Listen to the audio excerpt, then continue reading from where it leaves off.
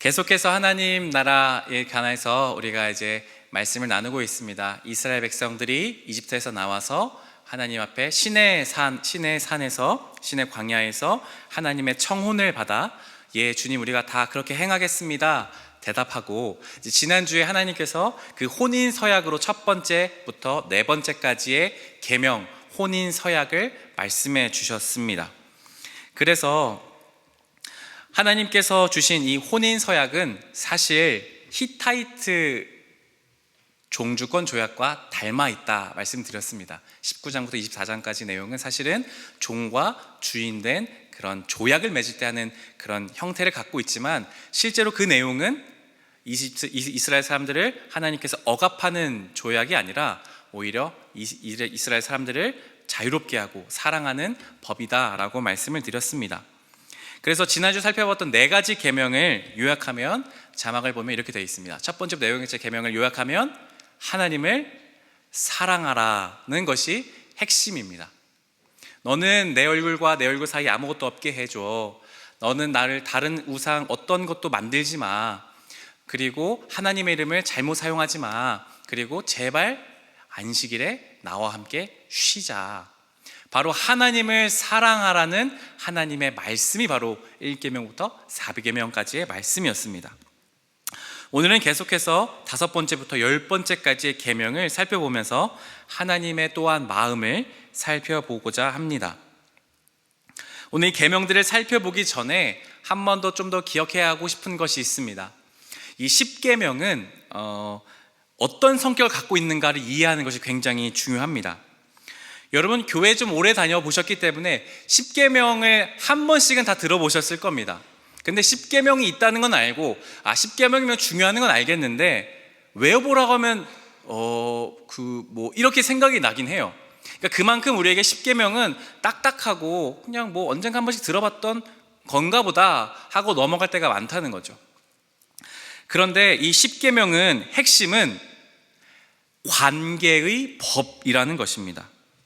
10계명은 단지 우리를 억압하고 그냥 우리를 어떻게 이렇게 하나님께서 우리를 어떻게 자유를 제한하려고 주신 법이 아니라 관계의 법이라는 사실입니다.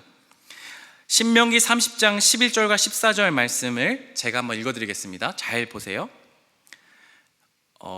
다음 순서를 바꿔서 넘기겠습니다. 신명기 30장 11절과 14절 말씀을 띄워주세요. 내가 오늘 내게 명령한 이 명령은 내게 어려운 것도 아니요 먼 것도 아니라 오직 그 말씀이 내게 매우 가까워서 내 입에 있으며 내 마음에 있은즉 내가 이를 행할 수 있느니라. 아멘.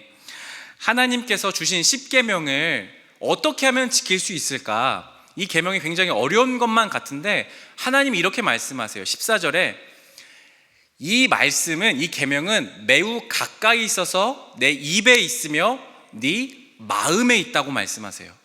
다시 말하면 10계명을 어떻게 지킬 수 있나요? 여러분 마음만 있으면 지킬 수 있습니다. 하나님 그렇게 말씀하세요. 하나님을 향한 사랑의 마음만 있으면 지킬 수 있는 법이 바로 10계명이라는 겁니다. 관계의 법이기 때문입니다. 어떤 헌법과 같은 막 강제성 있는 그런 딱딱한 조약이 아니라 서로 결혼한 사이에서 함께 서로 관계를 맺기 위해, 사랑의 관계를 맺기 위해 한 법이기 때문입니다. 그러니 하나님의 주신 이 10계명은 관계의 법이라는 것을, 그런 성격을 기억해야 합니다. 신명기 10장 12절 13절 세번역 성경으로 한번 읽어보겠습니다. 제가 12절, 여러분들이 13절 말씀을 읽어보겠습니다. 제가 먼저 12절 읽겠습니다. 이스라엘 자손 여러분, 지금 주 당신들의 하나님이 당신들에게 원하시는 것이 무엇인지 아십니까? 주 당신들의 하나님을 경외하며 그의 모든 길을 따르며 그를 사랑하며 마음을 다하고 정성을 다하여 주 당신들의 하나님을 섬기며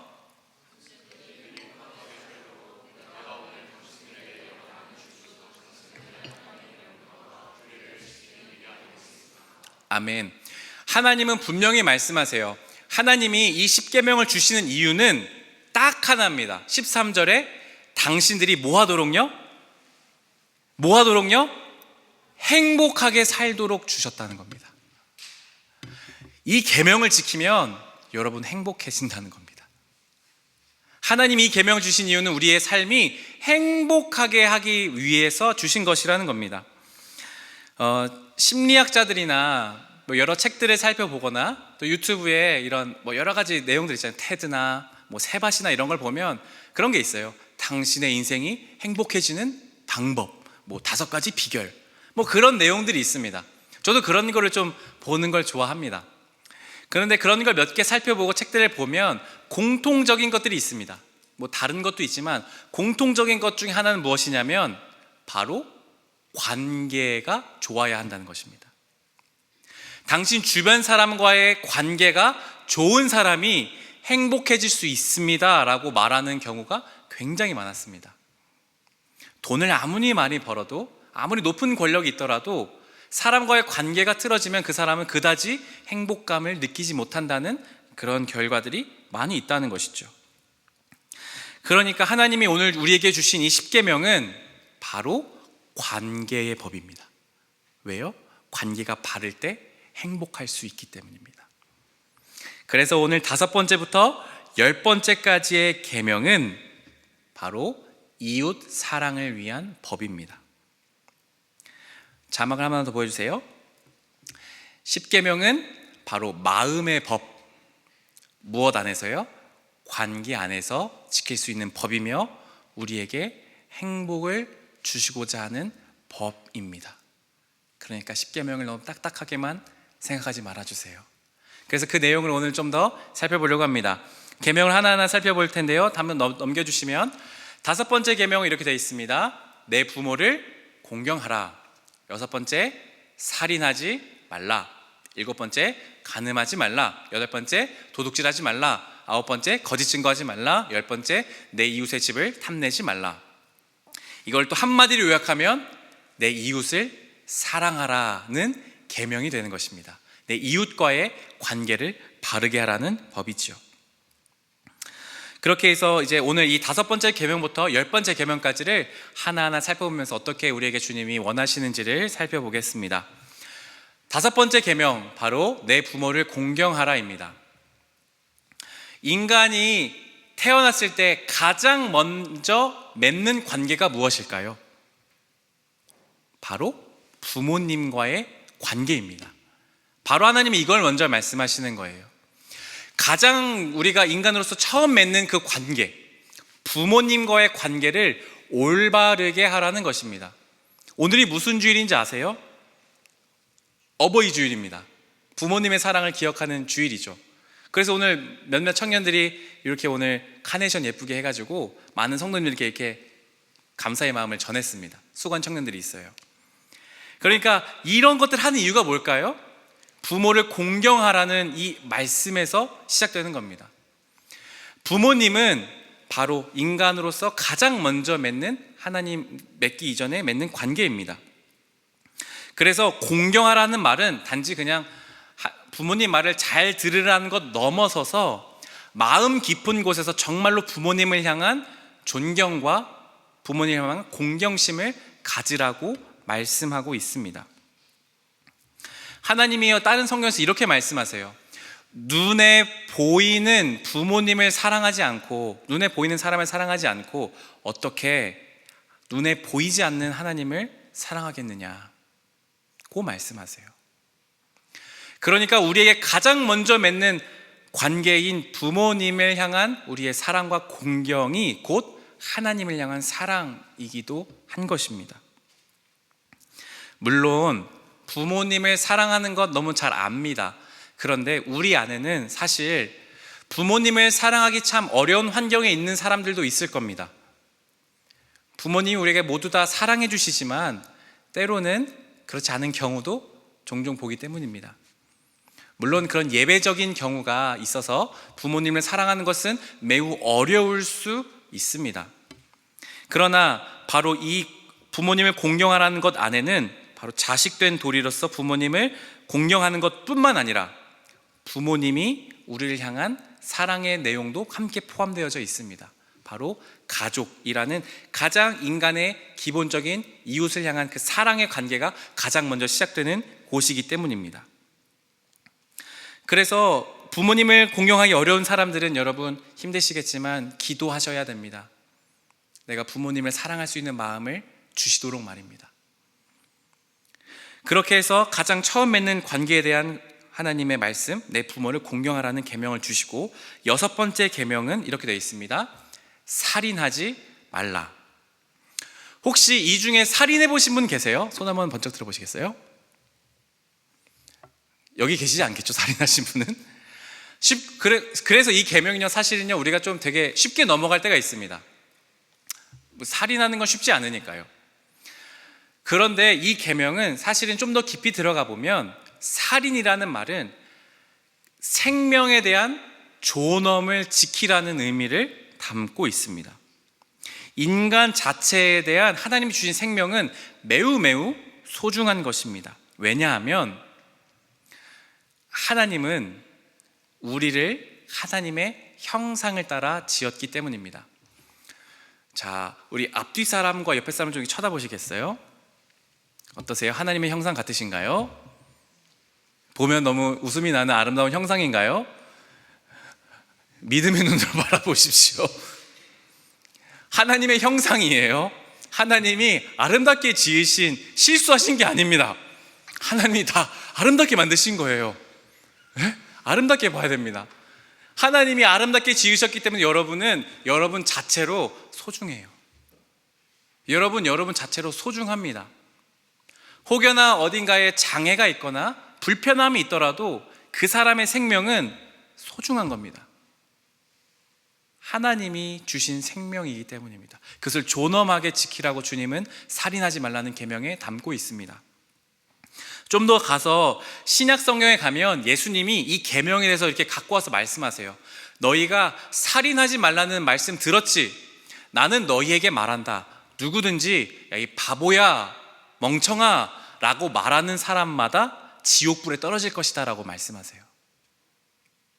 사람을 무시하는 태도 그 자체가 이미 살인하는 태도라고 주님은 말씀하십니다. 심지어 요한일서에서는 사람을 미워하는 자마다 이미 그 사람을 살인했다고 말씀합니다. 이게 무슨 의미인가요? 그 사람을 미워하고 그 사람에 대한 생명을 존중하지 않는 것은 하나님에 대한 무시이자 하나님을 향한 살인과 같다고 하는 것입니다. 우리 마음에 생명을 향한 진정한 존중, 타인을 향한 온전한 관계를 맺기 위해 생명을 소중함을 가지라는 말인 것입니다. 지난번 사역하는 교회에서 충격적인 이야기를 들었습니다. 그때가 지금으로부터 10년 정도 된 건데, 제가 안양에서 사역했었거든요. 거기도 학원가가 있어요. 거기도 되게 치열하게 막 대치동만큼이나 유명한 학원가거든요. 스카이캐슬 나왔던 그 학원가예요. 거기 있던 친구가 한 명이 1등급 받는 친구가 있었거든요.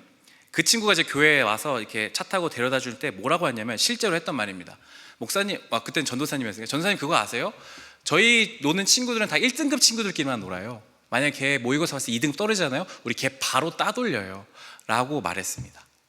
그래서 제가 귀를 의심했습니다. 2등급 되면 안 놀아 걔랑? 왜? 걔는 2등급이잖아요.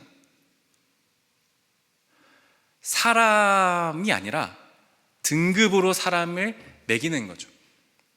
인간에 대한 인격이나 존중심이 없어지는 사회가 바로 지금 아닙니까?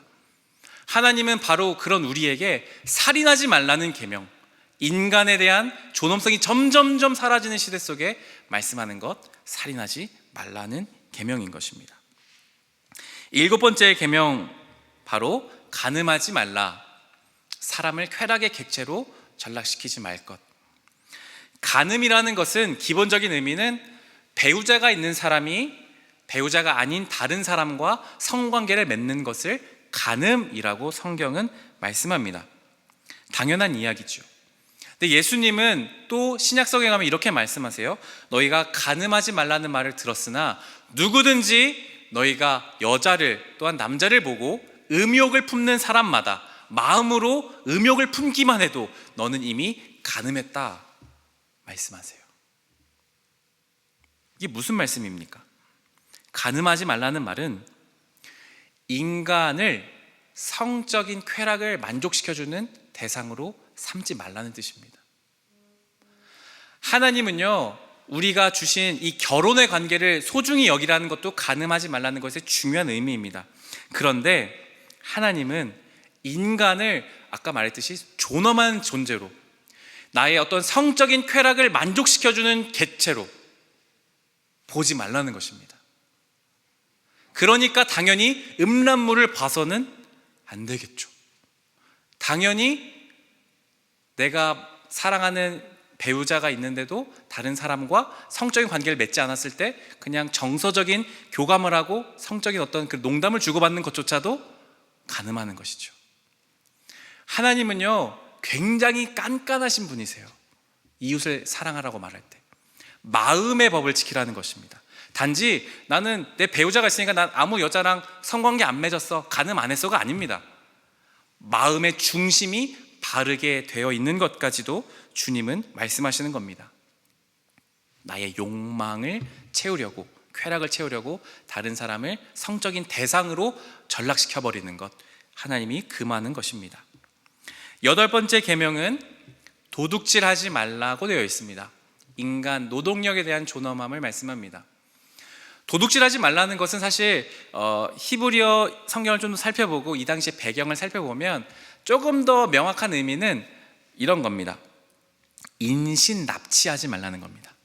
그러니까 사람을 납치하지 말라는 뜻에 가깝습니다. 무슨 말이냐 하면 오늘로 따지면 막 그런 거 있잖아요. 막 새우배에 너 보내버린다, 너 팔아서 새우배에 막 넘겨버린다, 막 그런 말 하잖아요. 그런 의미입니다.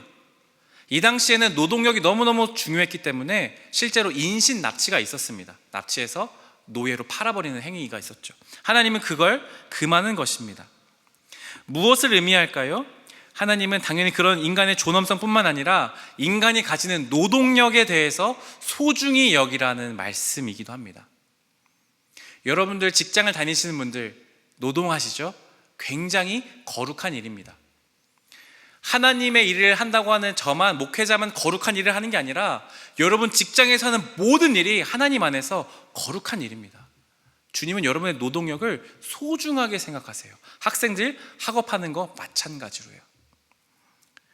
조금 더 나아가면 그러면 노동력에 대한 대가를 정당하게 지불하는 것, 그것도 바로 여기에 포함되는 거겠죠.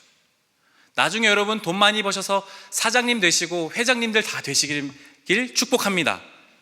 그때에 직원들 고용하실 때 최저임금보다 좀 더 많이 주세요. 그리고 정당한 대가를 지불해 주세요. 하나님이 그걸 원하시는 거예요. 왜? 같이 잘 살아야 되니까요. 요즘 시대를 신자유주의 시대라고 합니다.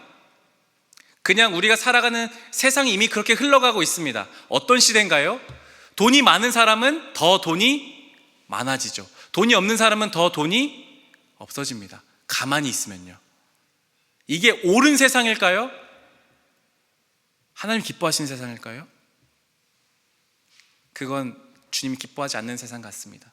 성경에서 말하는 하나님 나라의 세상은 돈이 많은 사람이 있을 수도 있고 돈이 없는 사람이 있을 수 있다. 그러나 돈이 많은 사람들이 돈이 없는 사람을 있는 힘껏 도와줘야 된다는 것입니다. 그런 세상을 우리가 만들어 가야 되는 책임이 그리스도인 된 여러분들에게 있습니다. 나만 잘 먹고 잘 사는 거, 그 도둑질하는 겁니다. 힘 없는 사람들, 노동력을 인정받지 못하는 사람들을 돌보는 것도 이 계명 안에 우리가 생각해야 하는 중요한 책임인 것입니다. 9번째 계명입니다. 9번째 계명은 거짓 증거하지 말라. 바른 재판으로 하나님의 공의가 실현된다. 거짓 증거, 당연히 여러분 거짓말하는 거 하지 말라는 말씀입니다. 그럴듯하게 뭐 할게요 이렇게 빈말 거짓말하지 말라는 말씀도 포함되지만 더 깊이 말하면 여기 안에서는 거짓 증인으로 서지 말라는 말씀입니다. 이 당시에는 재판이 이루어질 때 정말 중요한 것이 증인이었습니다. 지금도 우리가 증인 있죠, 재판할 때. 근데 이 당시는 지금처럼 증거를 제시하기가 어려운 시대였기 때문에 증인의 역할이 매우 중요했습니다. 제가 그 건열님 봤는데 어제 사람 때리던데요? 라고 증언하면요, 그 말이 법정에서 정리하면요 실제가 되는 거예요. 근데 건열님이 안 그랬거든요. 근데 제가 증언하면요, 근데 옆에 사람이 한 사람도 저도 봤어요. 그럼 건전지문요 사람을 때린 사람이 돼서 처벌받습니다. 하나님 그걸 하지 말라는 거예요. 왠 줄 아세요? 약자가 가장 마지막에 보호받아야 되는 것이 뭔지 아세요? 법입니다. 재판입니다. 힘 있는 사람에게 휘둘릴 수도 있습니다. 그런데 법 앞에서만큼은 공정해야 됩니다. 왜냐하면 법은 곧 하나님의 정의와 공의가 실현되는 곳입니다. 근데 거기서 거짓말을 해서 힘 없는 사람이 더 착취당하거나 부당한 판결을 받는다? 하나님이 진노하세요. 그건 성경에서 여러 번 강조하신 건지 뭔지 아세요? 너희 재판 굽게 하지 말아라. 재판 뇌물 받고 하지 말아라. 재판 똑바로 해라. 정의와 공의 지켜라. 진짜 많이 말씀하세요. 왠 줄 아세요? 약자들이 마지막까지 지켜야 될 게 바로 법이기 때문입니다. 저는 법 전공 안 했는데요, 민주주의 사회가 살아가는 여러분, 대통령을 뽑죠. 이제 아까 기도도 했지만 선거하죠. 그러면 그런 법이 더 잘 지켜지는 사회가 될 수 있도록 여러분 투표도 잘 하셔야 되고요, 정치도 잘 아셔야 된다는 겁니다. 그게 우리의 그리스도인 된 삶의 책임감인 거죠. 그 안에 이 계명 안에, 거짓 증거하지 말라는 계명 안에 모두가 포함된 것입니다. 마지막 10번째 계명입니다. 내 이웃의 집을 탐내지 말라. 골로새서 3장 5절에서는 이렇게 말씀하십니다. 탐심은 우상 숭배니라. 모든 욕망을 채우는 것이 행복이 아니다. 제가 존경하는 김기성 목사님이란 분이 본인 책에서 이렇게 말합니다. 이 시대를 가리켜서 욕망의 평준화가 된 시대다라고 정의합니다. 욕망의 평준화가 된 시대. 무슨 말이냐 하면, 과거에는 부자들만이 누릴 수 있는 욕망의 거리들이 있었습니다. 힘없는 농부들은 소박하게 자신들만의 욕망이 있었습니다. 그냥 그것만 채워지면, 그냥 끼니만 해결되면 행복하게 살았다는 거예요. 그런데 지금 정보가 발전된 이 세상 속에서는 모든 욕망들이 평준화되는 거예요. 그러니까 누구나 다 똑같은 걸 누리고 싶어 하죠. SNS를 보죠. 그러면 누구나 다 나도 여행을 가야만 행복할 것 같다고 생각합니다. 그 가방을 나도 가져야만 행복할 것 같습니다. 그런 사진을 찍어야만 나도 행복할 것 같습니다. 모든 욕망을, 다른 사람이 누리는 모든 욕망을 나도 채워야만 행복해지겠지라고 생각하는 것, 그것이 바로 탐심을 금하라가, 다른 이웃의 집을 탐내지 말라는 것에 의미가 담겨져 있습니다. 탐내지 말라는 것, 어떻게 하면 탐내지 않을 수 있을까요? 어떻게 하면 그렇게 될 수 있을까요? 감사해야 되는 겁니다. 이미 우리의 삶에 주신 좋은 것들이 정말 많아요. 우리는 그것들을 발견하지 못해요. 그리고 계속 눈을 돌려서 우리에게 없는 것을 봅니다. 그리고 박탈감을 갖죠. 그리고 다른 사람들의 욕망까지도 내 것으로 만들어서 나도 그걸 해야 돼, 나도 그렇게 살아야만 행복해 라고 말하고 있습니다. 그런 삶의 태도를 주님이 금하십니다. 왜냐하면 그게 행복이 아니기 때문이에요. 진정한 행복은 주신 것 안에서 감사하고 하나님과의 관계와 이웃과의 관계가 올바르게 되는 것입니다. 서로 비교하지 않을 때, 남의 욕망을 내 것으로 삼지 않을 때 우리는 남을 진정으로 사랑할 수 있습니다. 다른 사람의 부러움을 갖잖아요. 그 사람 사랑 못해요. 그 사람을 존경하면서도 막 부러워하면서도 복합적인 감정이 들어요. 그 사람을 사랑 못합니다, 우리는. 그래서 탐내지 말라고 주님은 말씀하십니다. 말씀을 정리해 볼까요? 10계명은 무슨 법이라고 했습니까? 마음의 법입니다. 하나님을 사랑하는 법이, 사랑하면 지킬 수 있는 법입니다. 1계명부터 4번째까지 계명은 하나님 무엇을 말씀하십니까? 하나님을 사랑하라고 말씀하세요. 그러면 여러분, 하나님을 사랑하면 어떻게 될까요? 자연스럽게 5번째부터 10번째 계명까지 이루어집니다. 이웃을 사랑하게 되어져 있습니다. 자막을 보여주실래요? 10계명은 하나님의 사랑, 그리고 이웃 사랑으로 흘러가는 하나님의 선순환의 법입니다. 먼저 하나님을 사랑하잖아요. 그러면요, 하나님 우리에게 사랑을 주세요. 그럼 그 사랑을 우리는 자연스럽게 흘려보내는 겁니다. 그럼 그 사랑을 받은 사람이 다시 하나님의 사랑을 발견하고 또 그 사랑을 흘려보내는 겁니다. 선순환되는 거죠. 하나님이 원하시는 하나님의 나라가 이것입니다. 십계명에 담긴 하나님의 나라인 것이죠. 함께 찬양하도록 하겠습니다.